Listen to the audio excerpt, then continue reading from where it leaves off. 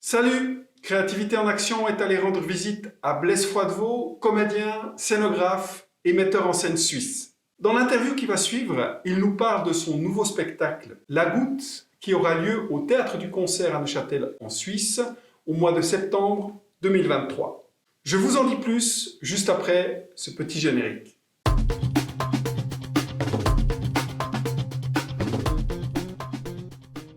Bienvenue sur la chaîne Créativité en Action. Je m'appelle Olivier Nussbaum, je suis musicien, compositeur et créateur de projets. Sur cette chaîne, je vous parle de la créativité dans tous ses états et je mets notamment l'accent sur les difficultés à surmonter lors de nos errances artistiques, mais pas seulement.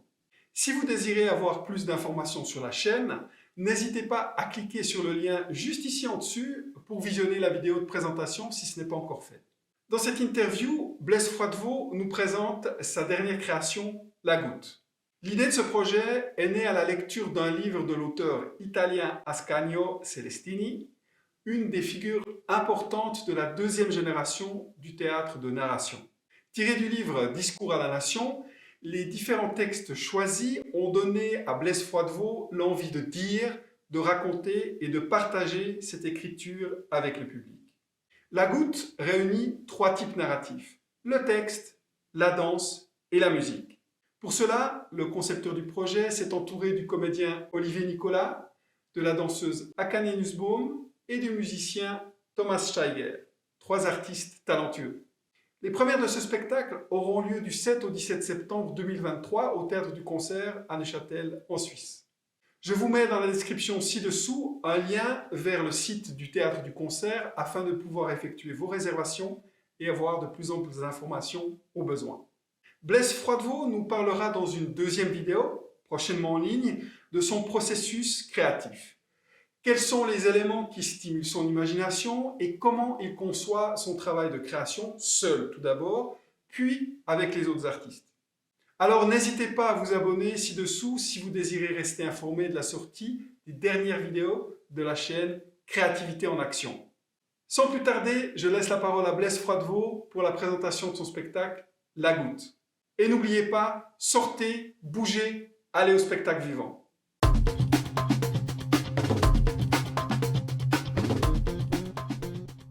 Bonjour Blaise Froidevaux. Bonjour Olivier Nussbaum.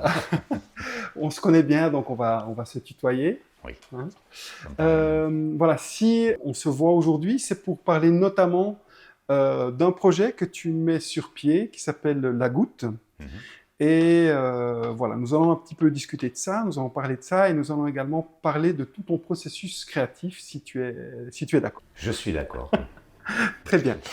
Voilà, est-ce que peut-être un petit peu pour les gens qui ne te connaissent pas forcément, on va un petit peu parler de toi, parler un peu de ton parcours. En tout cas, nous, la première rencontre de souvenirs, ça fait plusieurs années, voire même plusieurs décennies. Et on avait eu un contact où là, à l'époque, tu étais scénographe. Et actuellement, tu es à la fois comédien et metteur en scène. Est-ce que tu peux nous parler un petit peu de ce parcours quelle a été ta porte d'entrée, en fait, par où tu as commencé et pour en finir là où tu en es en tout cas actuellement, ce qui va encore certainement évoluer, mais voilà un peu ton parcours. Oui, effectivement, c'est un peu atypique. Je viens au théâtre assez tardivement, en fait, à l'âge de 30 ans, un peu par les hasards de la vie. Voilà, les rencontres, hein. C'est toujours la même chose. Avant, j'étais dans les arts appliqués, j'avais fait une formation de bijoutier joaillier. J'ai eu un atelier pendant 8 ans, voilà, après formation. Et les hasards ont fait que j'ai rencontré des personnes, entre autres la mère de mes enfants qui, elle, était en plein dans le théâtre. Et j'y suis entré par la scénographie vers l'âge de 30 ans. Et ensuite, les choses se sont un peu enchaînées comme ça. Et j'ai fait ce qu'on appelle un apprentissage sur le tas de comédien. Depuis, ça fait maintenant 32 ans, en fait. Et les choses se sont enchaînées les unes après les autres. Ça pour la scénographie et le travail de comédien. Je précise peut-être juste que c'est quelque chose qui serait difficile à faire maintenant. Actuellement. Ou actuellement, Ouais. voilà. Ouais. Les choses ont bien changé. parcours. Hein. Je veux dire, ce type de parcours, on était plusieurs à l'avoir emprunté. Maintenant, c'est beaucoup plus cloisonné. C'est beaucoup plus officiel, on va dire, hein, Mm. comme ça. Et la mise en scène, il y a relativement peu de temps, il y a une dizaine d'années, que je m'y suis mis gentiment, par envie, par désir. Hein. Voilà en gros d'où je viens et où je suis. Tu as aussi participé dans ce domaine-là. Tu as été, je dirais, co-créateur de pas mal de compagnies, notamment du théâtre Rumeur, tout d'abord. Ensuite, bon, du lieu de création qui est la Maison du Concert, où on s'est aussi retrouvé là-bas, qui est un magnifique lieu, dans lequel, justement, tu vas tu vas jouer cette création, La Goutte. Oui. Tu peux juste nous donner les dates directement. On en reparlera à la fin de l'interview. Mais les dates, c'est au mois de septembre 2023. Oui, du 7 au 17 septembre 2023, du jeudi au dimanche. Voilà. Donc 8 représentations. Très bien. Ouais. Moi, je mettrai en lien, de toute façon, pour les gens qui sont intéressés, je mettrai en lien en dessous le lien pour les réservations, pour le théâtre du concert qui fait partie de cette maison du concert. Donc, théâtre Humeur, maison du concert, et puis théâtre à tous les étages également. C'est ça. Si on en revient un petit peu maintenant au spectacle qui nous intéresse aujourd'hui, donc La Goutte, l'auteur Ascanio Celestini, tu peux nous en parler un petit peu parce qu'il est à la fois auteur, il est aussi acteur, metteur en scène. Il a aussi plusieurs casquettes. Oui. Alors, je ne vais pas faire sa biographie parce que j'en serais bien incapable, mais c'est un auteur italien d'une 50aine d'années qui fait partie de la nouvelle génération de ce qu'on appelle en Italie le théâtre récit ou théâtre de la narration. D'accord. C'est ce courant en Italie qui est arrivé dans la lignée de ce que faisait Dario Fo avec ses longs monologues dans les années 80. Il fait vraiment partie de cette nouvelle génération et il est vraiment considéré comme l'un des représentants phares de ce théâtre de récit. Voilà, de ce théâtre de la narration. Oui, il fait plein de choses, énormément de choses. Moi, je l'ai découvert un peu par hasard. Hein. C'est toujours un peu comme ça que ça se passe. C'est-à-dire qu'un jour, on m'offre un livre et je me suis mis à lire ce livre. C'est un recueil d'une 40aine de récits qui s'appelle Discours à la Nation. Dans son titre français, parce que dans son titre italien, c'est Io cammino in fila indiana, je marche en file indienne, qui est d'ailleurs le nom d'un des récits qui se trouve à l'intérieur. Et je me mets à lire ces textes. Et voilà, et puis comme toujours, c'est ce qui tout à coup stimule un désir. J'ai envie de dire ces mots. J'ai envie de les dire. Il y a quelque chose à faire avec ces mots. Il y a quelque chose qui te pousse. Il y a quelque chose qui pousse à les raconter. Étant de reproduire du texte sur une scène, quand tu tombes sur des textes qui te parlent à ce point-là, tu as juste envie de le faire. Ouais. Donc tu t'engages sur la voie. Alors après, ça prend du temps. Comment j'y vais déjà. Alors ça, on en parlera peut-être après. Voilà, d'accord. Ok. On va peut-être maintenant, justement par rapport à ces textes, je dirais qu'il y a un texte qui s'appelle La Goutte, qui va être un peu le fil rouge de cette création. Tu pourras nous en parler. Donc il y a le prologue, l'intermède et puis l'épilogue. Et il y a ensuite 4 autres textes dont tu pourras nous parler, et un petit peu aussi des fonctions que ces textes ont, en fait, les uns par rapport aux autres. Qu'est-ce que tu peux nous en dire ? Alors, il s'agit là de la dramaturgie du spectacle. Hein. Il y a ce texte de La Goutte qui est divisé en 3, effectivement, prologue, intermède et épilogue, qui pose une situation. Une situation relativement simple, hein, je veux dire, c'est une belle allégorie. Un homme est assis dans sa chambre, il y a un robinet qui goutte, et puis il se dit qu'il faudrait faire quelque chose. Mais quoi ? S'ensuit toute une série de... Voilà. Et à la fin de cette première partie de La Goutte prologue, il finit, où il s'imagine qu'éventuellement ça pourrait poser des problèmes, voire il imagine un peu le déluge, comme ça. Mais il finit par dire que ça n'est pas possible et tout, donc il se retourne sur le côté et puis il s'endort. Voilà. Sereinement, il s'endort, il sourit. Et les 2 textes qui suivent sont un peu... On passe dans Un peu dans le domaine du rêve, est-ce que Oui, c'est un peu ça? carrément, dans le domaine du rêve. J'allais te dire quelque chose de pompeux, c'est pour ça que je me suis retenu. Mais c'est ça. On passe de l'état Lâche-toi. Un petit peu de lâche. de l'état conscient à Ok. l'état inconscient, Ouais. où il se passe plein de choses, hein. Et souvent, dans les rêves, tout ce qu'on n'ose pas se dire à l'état conscient, ou en tout cas formuler ou visualiser à l'état conscient, prend des proportions euh, énormes pendant les rêves. C'est ça. Tu dis bien que ces textes tentent de figurer la réalité indicible du dormeur. En fait, C'est de celui qui a C'est remarqué ça. que la goutte tombe voilà, de son robinet. Donc, c'est une façon de traduire ses angoisses, c'est De ça? traduire les angoisses qu'on a tous, hein, Mm. d'ailleurs, et qu'on met de côté et qu'on met sous le tapis souvent. Parce qu'on peut être à l'état conscient dans le déni, à l'état inconscient, dans l'état de sommeil, Mm. c'est beaucoup plus difficile. On ne contrôle plus. Mm. Bien sûr. Donc les choses ressortent. Après, on se dit, ce n'est qu'un rêve. Voilà. Donc, c'est construit comme ça. Donc, il y a ces deux premiers textes. Ensuite, de nouveau, une goutte, la goutte intermède. En retour à la Un réalité. retour à la réalité. Où là, notre personnage va se demander qui doit résoudre le problème de la goutte. Et on entre, on entre très clairement là dans comment dire, il y a quelque chose de politique. Hein. Mais comme tout acte de création, je pense, hein, je veux dire, mais peu importe dans quel sens, hein, mais à partir du moment où on pose un regard sur le monde qui nous entoure et qu'on en donne, si ce n'est une version, en tout cas qu'on l'interroge, c'est un acte politique. Pas au sens politicien du terme, on s'entend bien, prenons garde. Mais donc il va s'interroger là-dessus, il va finir de la même manière, il va finir par s'endormir, donc suit une deuxième série de rêves par les deux textes qui suivent, jusqu'à la goutte épilogue, où, ma foi, le dénouement que je ne vais pas spoiler. Ben non, bien sûr que non. ici. Il faut pas forcément en parler là. Voilà, Il faudra aller voir le spectacle. exactement. Ok, alors, donc effectivement, ce qui est intéressant, c'est quand même les thématiques que ça aborde. Et on en parlera peut-être aussi après dans ton travail créatif, mais en tout cas là, ça aborde le thème de nos lâchetés, petites ou grandes, et finalement de leurs conséquences. Hein.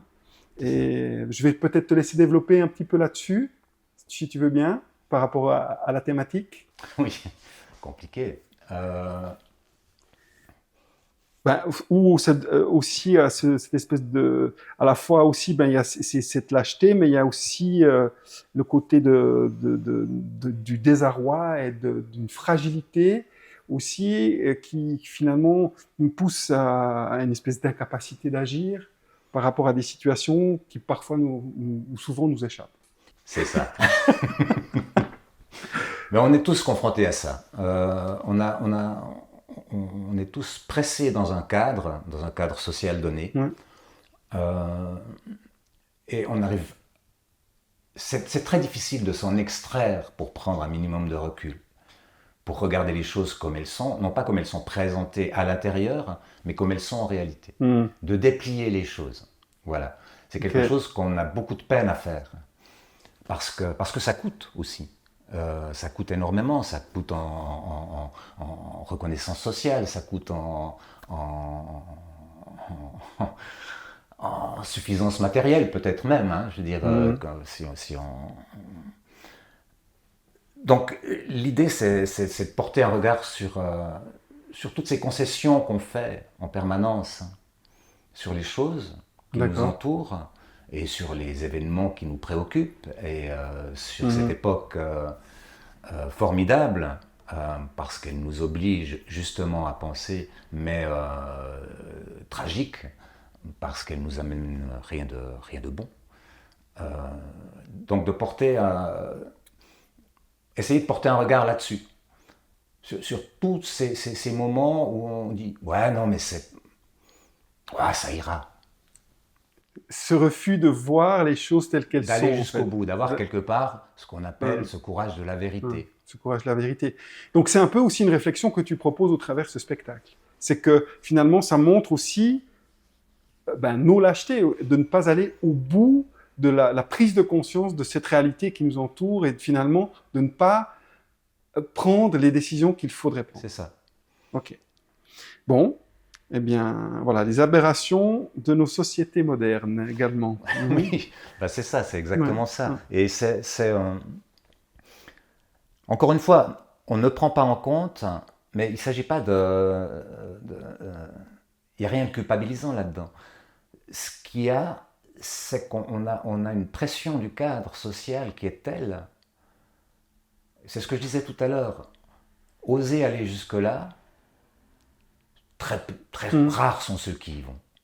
Moi, j'y vais pas, et je le sais. Je fais partie des gens qui font plein de concessions, tout le temps. Mais de s'interroger sur ces concessions, C'est ça. je trouve ça Nécessaire. Et en plus, avec des textes comme ceux-ci, qui très franchement sont d'une drôlerie effrayante, hein. On est bien d'accord. Ça ouvre vraiment, moi je pense que ça ouvre des chemins de pensée. Alors justement, ben, ça on peut en parler. Effectivement, moi, en lisant le dossier que tu m'as donné, effectivement, on sent qu'il y a ce côté absurde à la fois, mais ce côté aussi humoristique. Donc là, c'est aussi présent. Donc ça amène un peu de la légèreté Bien sûr. dans tout ça, et c'est nécessaire Bien parce sûr. que sinon, effectivement, ça risque d'être trop pesant. Et si on essaie de voir maintenant concrètement dans le spectacle, en fait, tu proposes trois modes narratifs qui sont la parole, le corps mouvement et la musique. Oui. Je te laisse en parler également, un petit peu. Bon, pour commencer, ça fait très longtemps que j'ai envie de dissocier tout en réunissant. Comment dire? Le corps raconte, la parole raconte. Et que parallèlement, ils racontent la même chose, mais dans leur mode d'expression, sans faire de concessions, en conservant leur mode d'expression, c'est quelque chose qui m'intéressait. Donc, voilà, forcément, on tombe sur les textes, ces idées-là nous reviennent, et puis on commence à travailler, à chercher, et puis à voir si ça peut fonctionner ou pas. Donc ce que j'ai imaginé, moi, c'est de contraindre les comédiens dans un espace restreint. Et c'est celui qui se trouve derrière moi, c'est ce cadre. D'accord. Qu'on ne voit peut-être pas à l'écran. Non, mais peut-être que je ferai des images justement après par rapport à ce cadre. Ouais. Donc ils seront dans une économie de mouvement. D'accord. Pour laisser toute la place à la parole et à ce que je mets dans le dossier, à sa puissance narrative, les mots. Et parallèlement et conjointement, il y a une danseuse qui va évoluer sur un élément qui est un escalier sans fin, qui est une espèce de pièce maîtresse de la scénographie. Durant tout le spectacle, ne va cesser de tourner autour de cet escalier, s'interrompre de temps en temps pour en venir au centre, pour conclure les textes du rêve. Comme une ponctuation. Comme une ponctuation, et retourner à sa déambulation. C'est un personnage à part entière, et qui raconte avec le corps, non pas ce qui se dit, parce qu'il ne s'agit pas d'une illustration du tout, mais les mêmes sentiments de situations conflictuelles qu'on peut avoir, mais par la danse. D'accord, ok. Ce sentiment aussi peut-être un peu des fois d'être enfermé, d'être pris dans une situation et de ne pas pouvoir s'en sortir. Très clairement. Là, elle vient nous montrer l'impossibilité de sortir du rail, quoi. Bien sûr. Ce que tu disais aussi avant par rapport aux sociétés. Oui. Ok. Et la musique? Alors la musique, la musique, elle viendra dialoguer aussi. Alors elle va provoquer les danses de point final des rêves. Elle va également, par des toutes petites choses, venir donner des signaux forts sur ce que les uns et les autres ont à faire. On est toujours dans cette chose, mais toujours avec de la légèreté. Hein. Je rassure tout de suite le futur et voire potentiel spectateur. Et ça, ben, cette composition, c'est Thomas Steiger qui compose la musique. On sera dans un... On va être très italien, très inspiré de Nino Rota et ces choses-là, sauf à la fin où on va glisser gravement vers le rock'n'roll underground, on va dire. Très bien. Donc, c'est bien, tu as parlé de Thomas Steiger qui compose la musique. Pour la danse, tu peux nous dire qui a conçu à la fois la chorégraphie qui va danser. Je crois qu'il y a 2 personnes. Oui, alors les chorégraphies seront signées par Lia Beuchat et Akane Nussbaum, et la danse sera assurée par Akane Nussbaum. Très bien. C'est Lia qui aurait dû faire le projet jusqu'au bout, mais les hasards d'un événement heureux, on va dire ça comme ça, fait qu'elle m'a proposé de travailler en binôme avec sa collègue Akane. Très bien. Et vous êtes 2 comédiens sur scène. Il y a également Olivier Nicolas, c'est ça ? Olivier Nicolas, c'est ça. Tu peux Olivier Nicolas, c'est un comédien que je connais de longue date, qui a énormément travaillé dans la région aussi, mais pas que. Et avec qui j'ai travaillé, qui lui m'a engagé sur sa dernière production, mais je dis tout de suite, il ne s'agit pas d'un retour d'ascenseur, parce que quand j'ai lu les textes, je me suis dit, ça peut être qu'Olivier qui incarne. Ouais, c'est-à-dire qu'il a un tel potentiel comique qu'il ignore, que pour moi c'était presque une évidence. Est-ce que tu peux encore nous rappeler les dates des représentations de La Goutte? Alors La Goutte, du 7 au 17 septembre 2023, au théâtre de la Maison du Concert, du jeudi au dimanche, à savoir 8 représentations. Bienvenue. Parfait. Merci beaucoup, Blaise. Merci à toi. Bientôt. À bientôt.